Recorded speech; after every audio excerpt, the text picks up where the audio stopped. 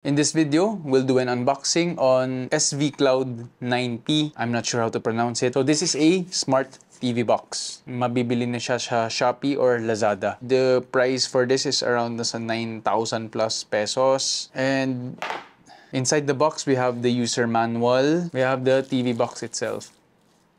Maliit lang siya. It's a remote. We have the cables.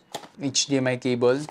Then, we have the power cable. They have after sales na QR. Kapag may issue ka, may mga unblocked tech kami and we never had the chance to avail of the after sales service. Then, the production date is October 2023. So, medyo bago-bago pa lang siya. HDMI port, LAN cable. This is basically the whole setup. May nakakabit na Ethernet cable, then may HDMI and power cable. Then, if we try to look around, this would be it. So, for the YouTube, silipin natin sa loob. Kailangan mag-login mo dapat yung account mo dyan.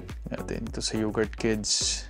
We have a lot of options. We have Chinese version. Tingnan natin sa loob. We have live, animation, and naglo-load na ang mga pwede mong panoorin. Operational, classic, Disney. Yan, marami tayong choices. So that's just for the kids. Disney Channel.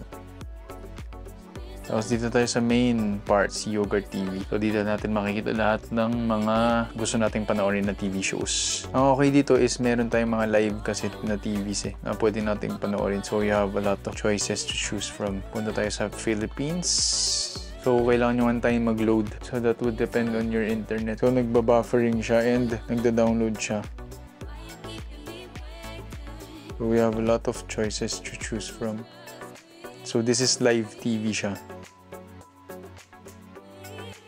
So, I'm controlling through the remote. Pwede ka mag-change ng channels dapat. Ayan, tingnan mo. Daming available channels. Then, we have mga iba't iba pa. Like yung mga movies, mga recommendations. We have collection, comment, film, drama. We have kids. Madami dito. Let's try to play nga. Wow! D+. HBO, Dolby. So that's just basically it. Dito ka sa Yogurt TV maglalaro. Okay, so guys, dito na magtatapos ang video natin. Kung naghanap kayo ng smart TV box, I think this would be a very good option. For the price, magagamit niyo siya for a few years kasi si Unblock Tech, nawawala siya eh. After a few years, 3 years, biglang nagba-blackout siya. As in, kailangan ang comment niya is kailangan mong bumili ng bagong latest version nila. Parang ganun. So yung mga lumang versions nila, di na-disable nila para kailangan mong bumili ng bagong version nila.